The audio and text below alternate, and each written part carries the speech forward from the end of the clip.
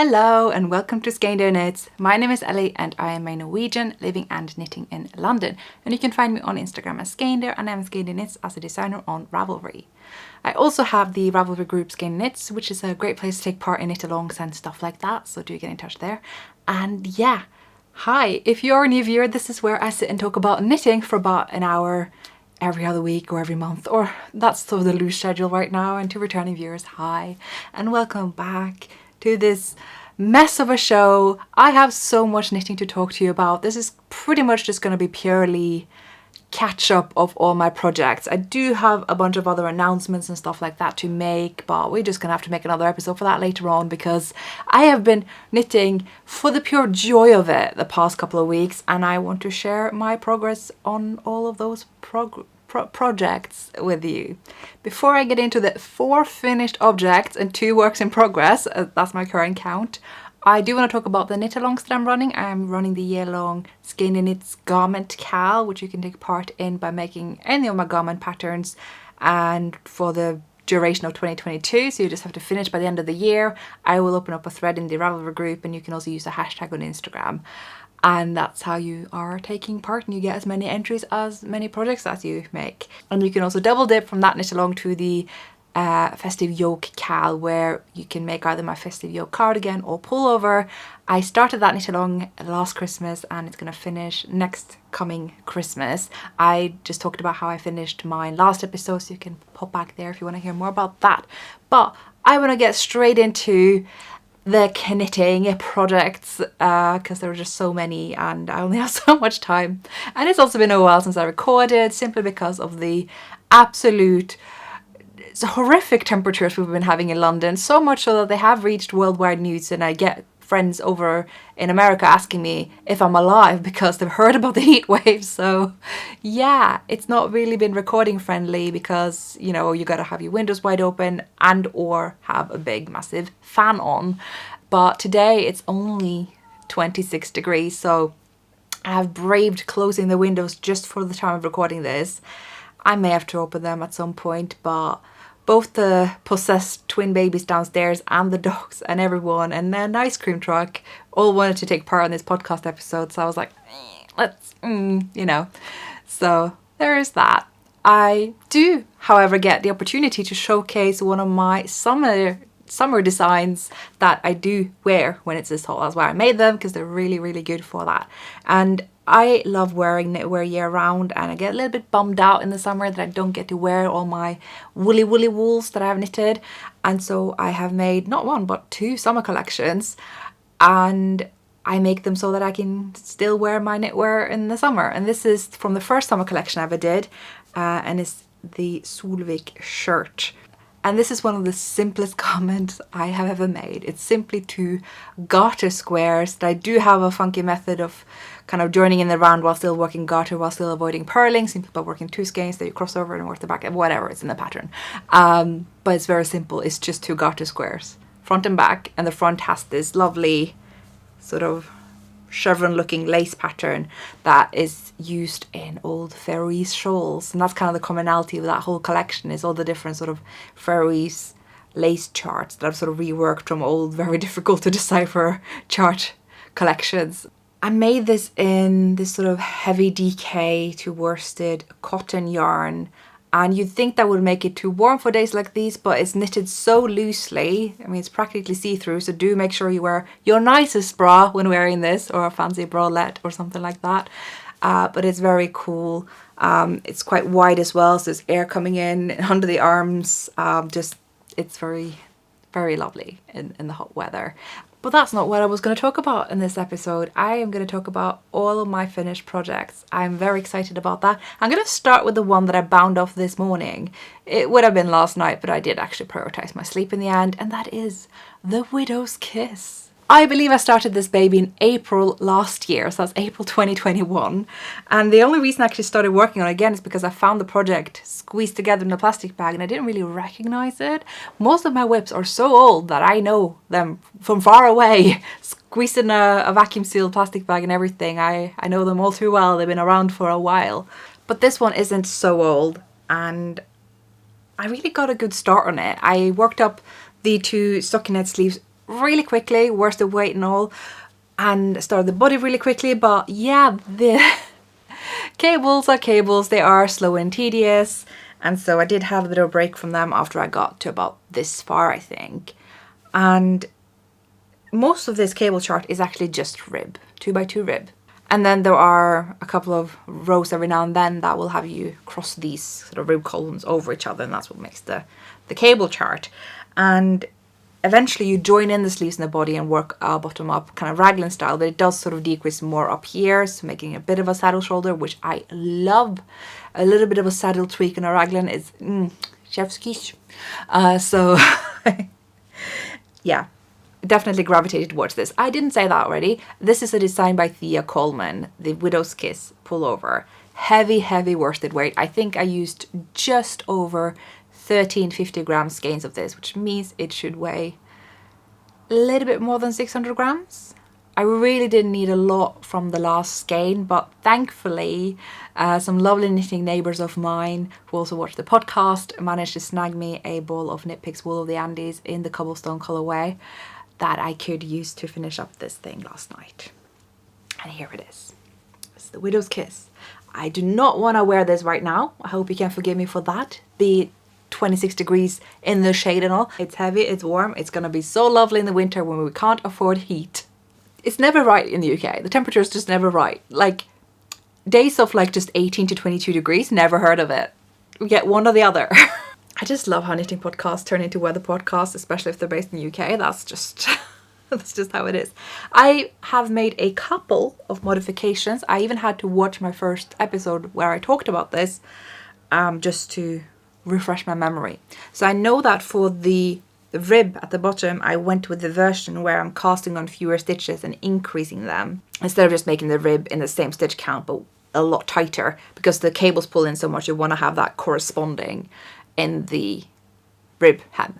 And so I'd rather have fewer stitches and work them the way you normally work rib than just working them really tightly to make it the same measurements, dimensions if you will, as the cables later on. So then I could increase before the cables and save a little bit of yarn that way. Still run out of yarn though. Possibly because I put more increases into the sleeves, but really not that much. And I made up for that by taking out a lot of the plain rounds for where you join the sleeves to the body that I really just didn't see the point of, because I just rather get straight to the body decreases to avoid all that fabric under the arms.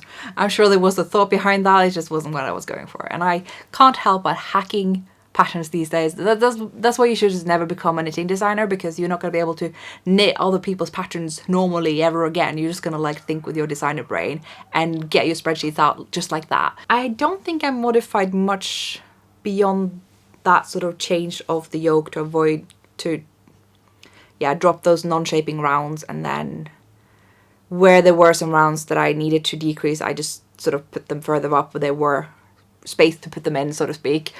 So the arm side I don't think is too deep either. It fits really well. I feel like I have arm mobility, but it's not too fitted either. It is really lovely.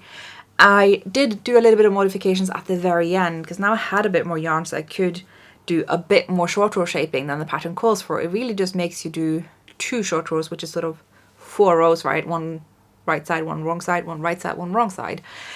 And maybe I should have done that, because now it's a little bit of a back hump and maybe that's a bit much. And it could also be because I really very tightly decreased the back neck, because I don't want it sort of opening up too much in the back, so that it sits a little bit higher there than in the front, and it dips a bit in the front even though it's a boat neck. I kind of like to tweak it a little bit. But I tried it on and I liked it. I may have to reconsider how I did the back, short rows or bind off or something. I could shape it a little bit with the rib and short rows, but that's the perfectionist in me talking. I think it's fine. It's great. I really, really like it. It is heavy, but it is most importantly the first ever all over cable garment I have made for myself. The possible exception to this is the Chuck pullover, but it does have such few cables just in the front panel, not in the sort of all around way like this one here. It is just really, really nice. My little modifications are certainly not necessary. It was just a few things I tried to put in to save on the yarn. Didn't really help. You may have noticed I haven't woven in all the ends yet. I think most I have. There is like one end right at the beginning I haven't woven in, at the very end. Most things I have split spliced, and I do believe I have also I have all the underarm ends are woven in, everything else is woven in, so ha. But yeah, Knit Picks Wool of the Andes, worsted weight, non-superwash, can highly recommend. I do love me affordable commercial yarns. One last look at this. I can't see a thing, so hopefully you can.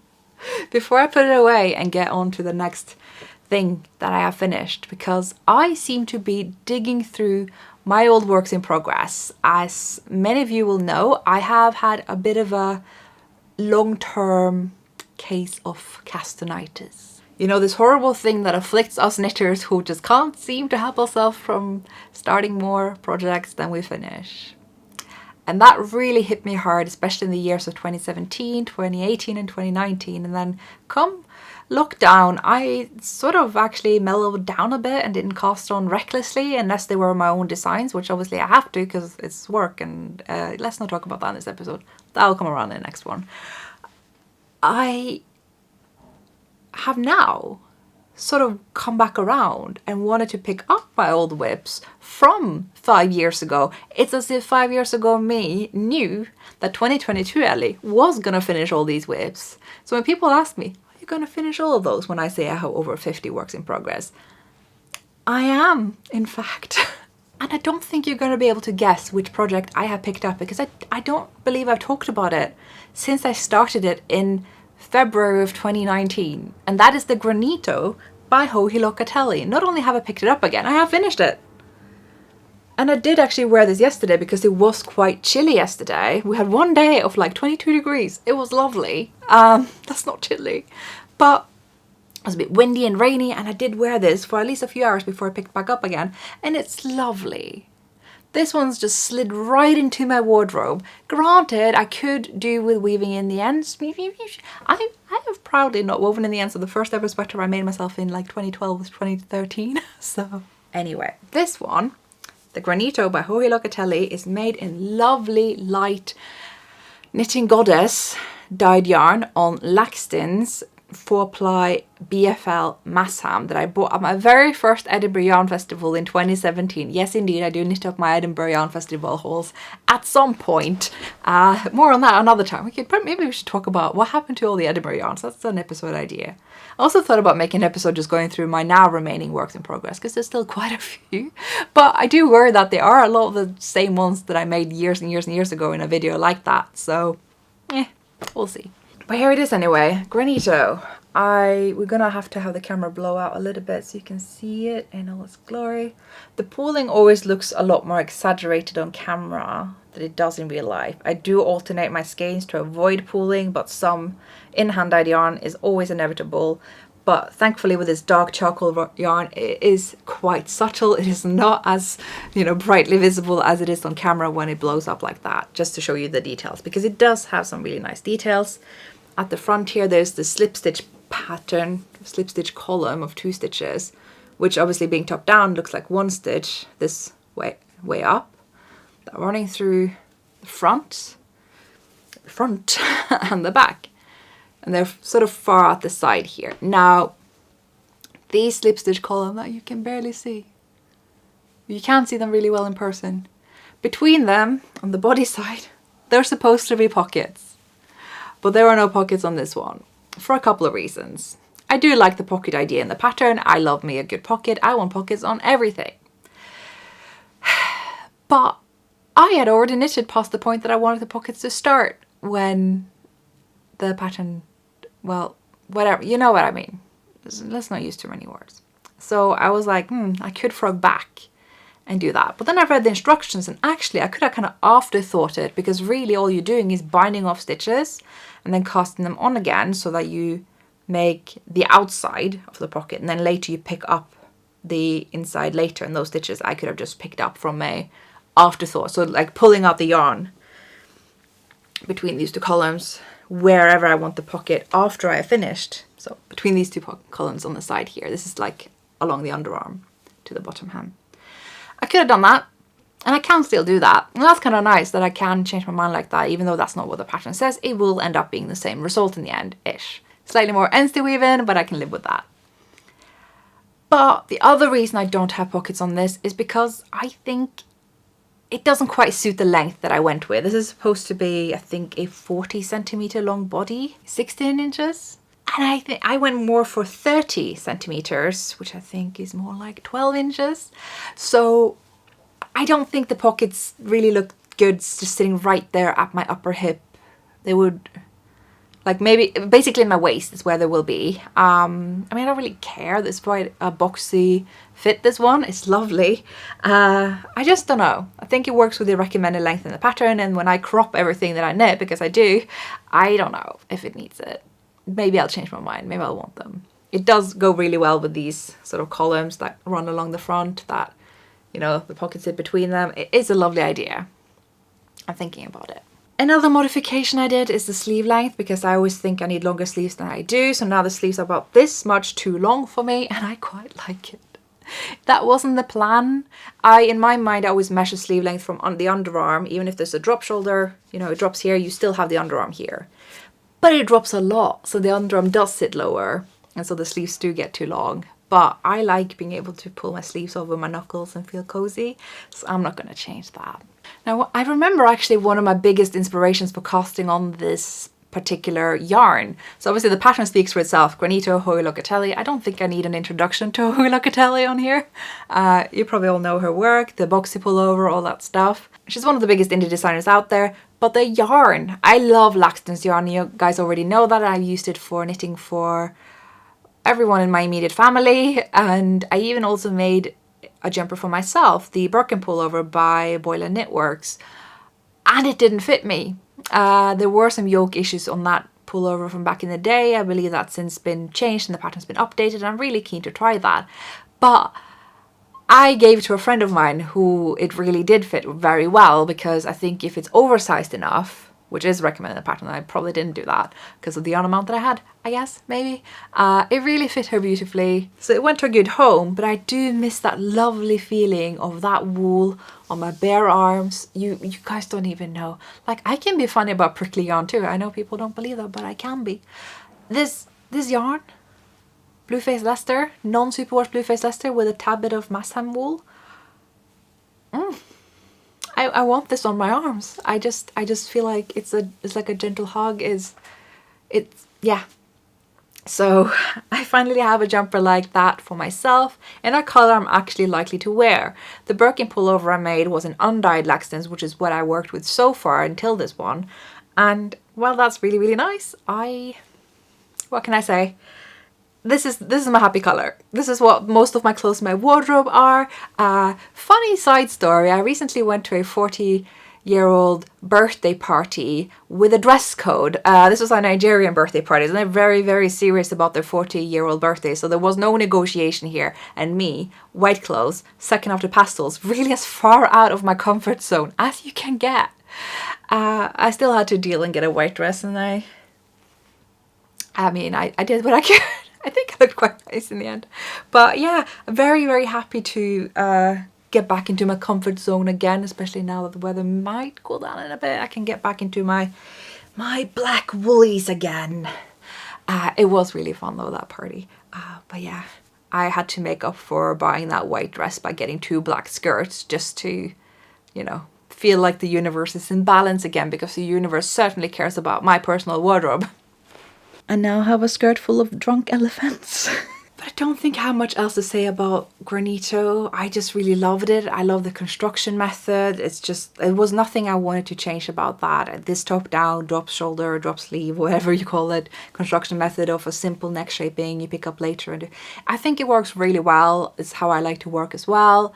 I can highly recommend it. Really just, yeah. The only thing I modified was lengths, and I don't count those as modifications. I also don't think modifying is a sign of a bad pattern, by the way, but I do think it's a sign of a good pattern when you don't, you know?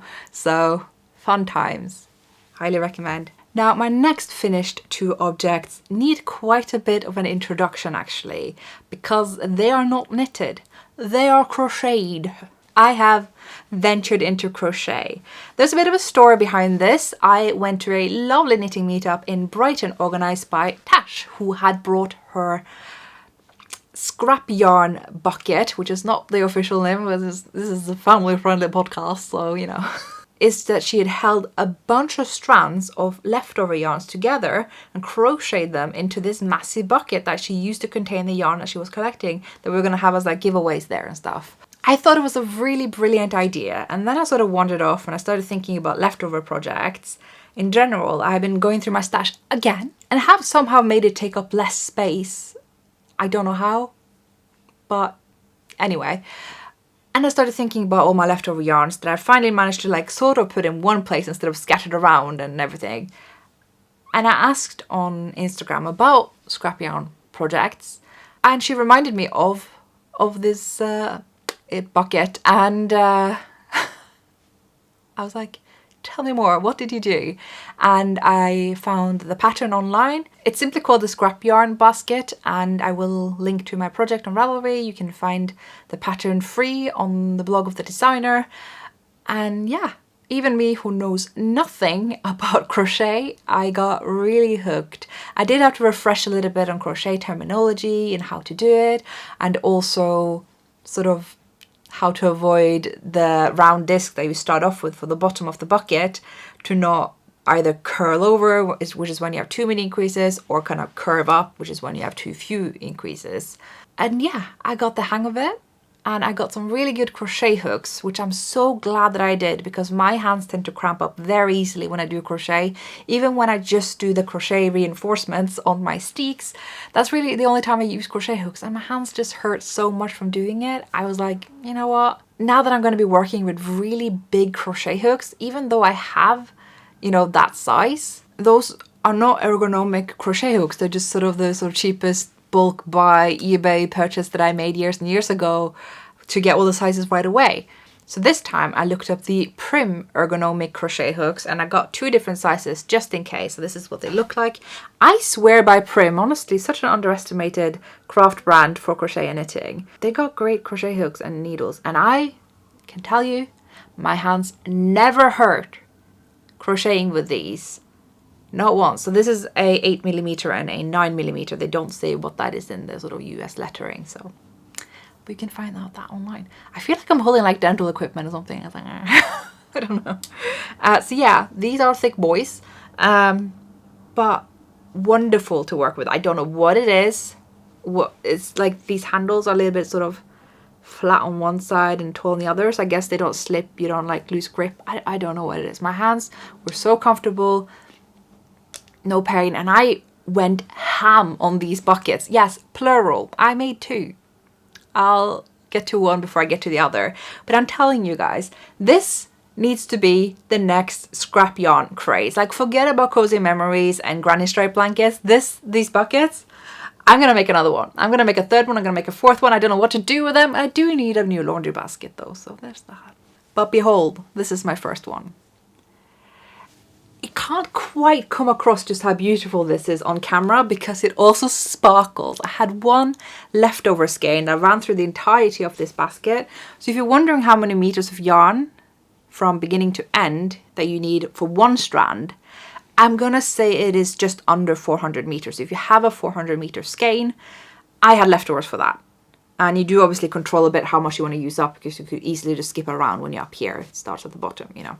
I still have leftovers from that sparkly skein, which was like an old skein that I have dyed myself, and I don't trust the colour fastness of my own dyed yarn because I'm not a yarn dyer, and so I'm glad I put it into a project like this where I don't have to worry about that and never wash it or anything.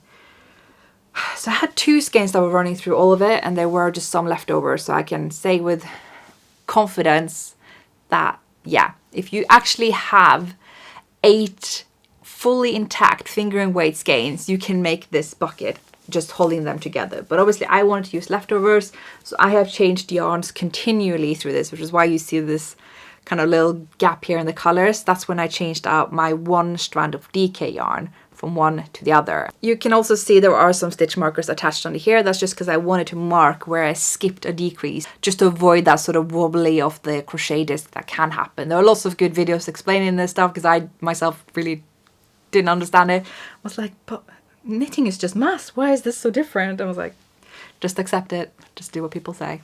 And that worked out. I feel like I got a really nice, neat, flat disc here.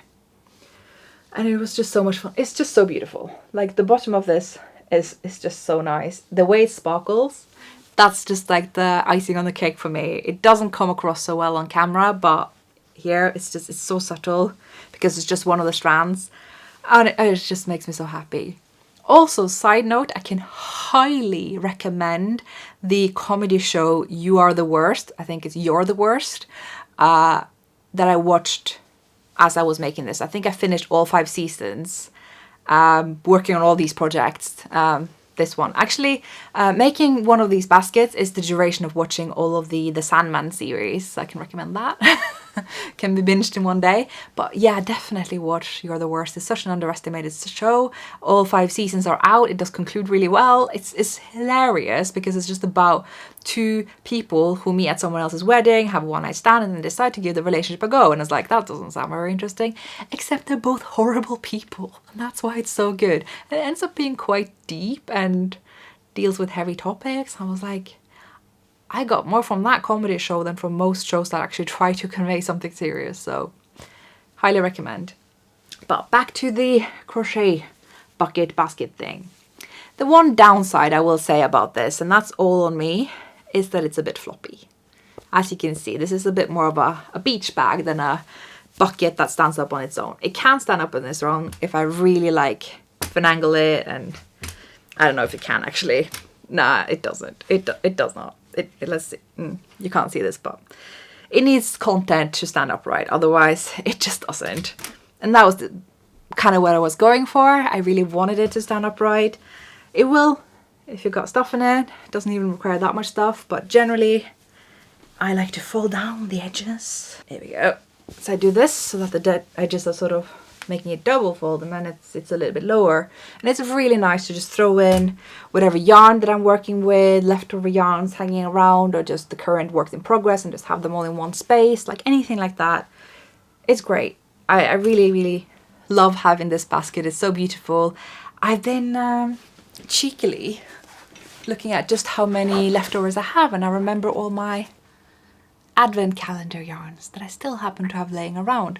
I've got rid of a lot of minis and leftovers over the years just for knit-along prices, as well as selling my Cozy Memories blanket, and I included a lot of minis just with that.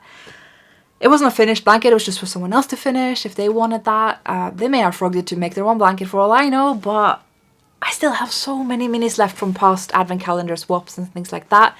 So now I know where they're going, and I'm very excited. A lot of this yarn is from Circus Tonic Handmade over in Australia. So thank you so much, Hannah, for sending me that stuff. Finally, it will be worked with, and we shall all rejoice. This is like an old toiletry bag I nicked from my sister when I moved to London 10 years ago. 11 years ago. My goodness, where's time gone? And it's just full of mini skeins. I could probably make 2 baskets. But I think I want to hold at least 10 strands double, if not 12, because I actually used the 8mm hook for this one, and it still wasn't firm enough. So I think I could go up to 9, and it would be quicker, and I can hold more strands together. The only downside to that is like sometimes you can miss that on one loop, and so I don't know if I have any ones that are poking out here. Yeah, here's one. It's not really a big deal. You just missed one, and they will just be poking out. You can take a needle and just shove it back in there. That's easy enough. It doesn't matter at all. It's just a bit of perfectionism there. It's tough to hold all the strands together straight, but it's totally doable, and definitely easier with superwash yarn than with non-superwash yarn.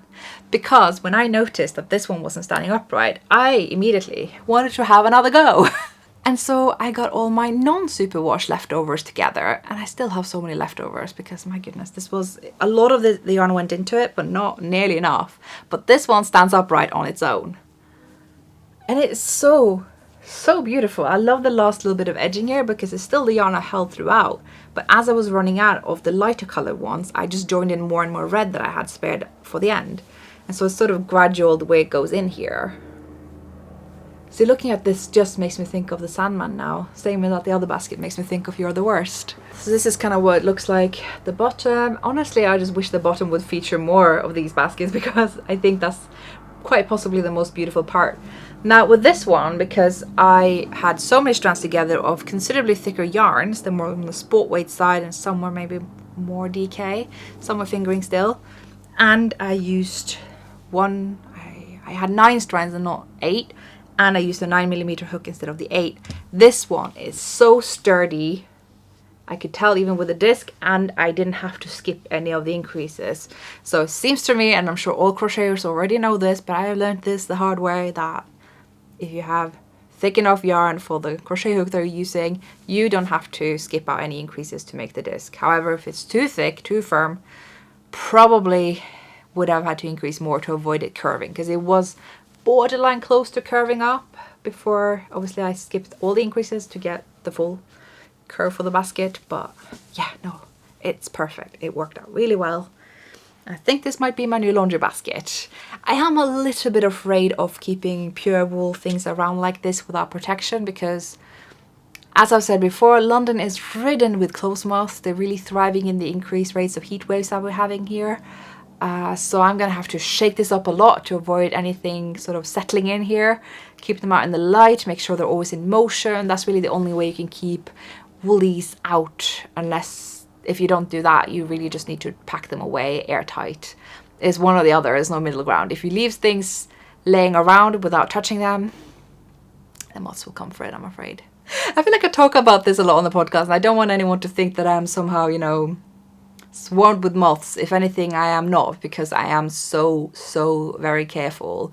There are moth death traps everywhere here, and they're working, and I've got everything tightly wrapped up in plastic bags. I mean, I've now gone through my stash again, and it's all in these Packmate bags, and I also use some of the IKEA Ease Half bags. They work pretty well as well. So yeah, my two new just favorite things to do. Who knew? Crochet, not knitting, crochet, me, it happened. Yeah, I'm gonna make at least another one. I even have so many leftovers of non-superwash that are just neutrals, like greys, whites, beige, all that stuff, and it would be really cool to make a basket just with that. We'll see. Many ideas. But for now, I have made these and I'll put them aside and get to the next works in progress. But I mean, this is my sort of non-superwash leftover basket right now. There's still so much left in here. I mean, these skeins are big enough that I could actually make actual projects with them. But a lot of this yarn I used to say that about, and at some point I was just, yeah, but I haven't yet. I got some of this yarn, you know, 2017 was when a lot of this stuff came into my home, and I've been saying, yeah, I could make something else with that. That's just leftovers, but there's a lot of it. I can make something. Well, if I haven't yet, it's going into the scrap bucket. So there. Well, this would normally probably be the end of the episode. We're finally into works in progress. Thank goodness I don't have any acquisitions, because we've been sitting here for a long time. I have two works in progress that I really want to talk about today. One is a long-awaited cast on, which is the Triosjal by Sticky Lisa. I've had this in my queue for I don't know how many years. It's been at the very top, and I've had the yarn caked up and ready to go, and it's always been some reason why I had to prioritize something else. This sign of struggles. But finally, it is happening, and I have just powered through this. So I'm striping together 3 colors of Gull New Zealand lamb's wool that they have dyed naturally. It's the only one they've dyed, I believe, is the burgundy one. This is a burgundy here. The 2 grays are natural grays. These are the ones. So this is the same yarn that I actually used for the Haldoguide pullover and cardigan, if you're familiar with that pattern of mine. And it starts off with a mitered square, a massive mitered square. So if you've done the Cozy Memories blanket, you'll probably be familiar with this. And the sort of tip to tip dimensions of the mitered square is the depth of the shawl. And once you've done the mitered square, you start working from one side of it and make the wing, which is what I've done and finished. Now, where's the other wing? Why haven't I finished that? I was on such a roll with this. Why is this still on the needles? Because this is what I have left of the light grey that should go through the entire shawl. It's not a lot. It's not enough. I don't know what I was thinking. Maybe that I'd have some leftovers from Haldoguide, which I do not. They use perfectly, I think, 2 skeins of grey. I think I found another leftover. Is this the same yarn? I found a leftover in my leftover bin. It's kind of similar. Maybe this is the leftover. It's not going to be enough. So I just thought I'll just order another skein from theirs. No big deal. Except the one color that they don't have an immediate order is this one. So I just have to give this one a bit of a break for now. It's a very quick knit. Just given the sheer size of this shawl. Really nice car knit as well. I can't drive and knit. I mean, I can't drive at all. Don't let me behind the wheel. I do not have a license. I've never tried driving ever. But I can't sit in a car that's driving and knit because I get motion sickness like that. Always have. But with this one, I kind of could because I didn't have to look at the knitting. Because there's just so much just free knit, just knit. It's garter. So it's been good for that. Good for knitting meetups as well, now that we're doing those again. Just talking to people. Mindless knitting, isn't that what we call it? Mindless knitting is back, people. So yeah, that is a shawl pattern I can highly recommend. It is a Norwegian pattern, but it does exist in English as well. I think Knit with Attitude ran a knit along for it a couple of years back. But yeah, you can knit it in English and Norwegian as you see fit. Now, like I said earlier, I have been feeling the urge to dig through a lot of my works in progress to actually finish them. And it doesn't stop with the Granito. Oh no, there's another project that I think I also started in 2019, and that's the Balmaha yoke by Kate Davies. And I thought that'd be a great project to bring around, especially to, you know, parties where I feel awkward and whatever, because it's just pure stockinette right up till your colorwork yoke. And so the sleeves I worked through really quickly because I could just bring them around, not have to think. And the same goes for the body. It's just, you know, blue stockinette. And before I knew it, even though this is a 28 stitch gauge yoke, I had finished all the stockinette and I could join them together. And so I did, I think yesterday or the day, something like that. And I've done the color work just today. And this is what we have. So I think last time you guys saw this garment, I had only done so much of the yoke, like probably like this much. And I got through most of the stockinette of the body during my train trip back and forth to Brighton, which is good to have something I could knit on even while walking. So now I've finally made it to the color work, and as you may see on a little bit of a close-up here, there's a lot of purl stitches happening, and I famously do not like purling in color work, but I really did want to get the hang of it with this pattern because it is a bohus yoke. A bohus yoke was a style of yokes that was developed in Sweden. This is just using Kate Davies's Millarkey tweed, don't quote me on that, but it's a kind of wool mohair blend yarn with tweeds. So I'm basically knitting this exactly according to pattern from a kit using Kate Davies yarns in the exact amount that is required for my size. I am just, yeah, following this through and through. I think the only modification I might put in is some cheeky short rows if there aren't any, because I do like my neck to rise up a bit higher in the back than the front. I haven't checked and seen if that's included already, but that will be something I shall be requiring. It's really lovely. It's like using all these different shades of blue and brown, beige, that kind of thing to make the yoke. You see them in the corrugated rib down here as well. I love how the color play is working with this, and that's kind of why I went with a kit in the end, because don't fix what's not broken. This is already looking lovely. I'll be bringing it with me today on a knit night crawl with a friend. You're gonna see how many knit nights we can go to in the same area, because there are a few. Yeah, it's just two, but we'll make it sound exciting. And I'll be bringing the Balmaha with me for that. I do have a lot of other works in progress, but seeing as they are designs, I shall hold on to them for a little bit longer. But I do want to mention some socks that I'm working on in a kind of, yeah, twisted stitch pattern. So if you want to make socks and you're happy to wait for whatever these socks are going to look like, all you need is really just, you know, however much yarn you need for a pair of socks in fingering weight. That is in a, I'm going to say solid color, not too noisy. The pattern kind of speaks for itself. So I'm using a pretty solid color, sort of tonal, indie dyed charcoal to black yarn. So if you just want to make sure you have yarn for whenever this comes out, or yeah, that's what's happening there.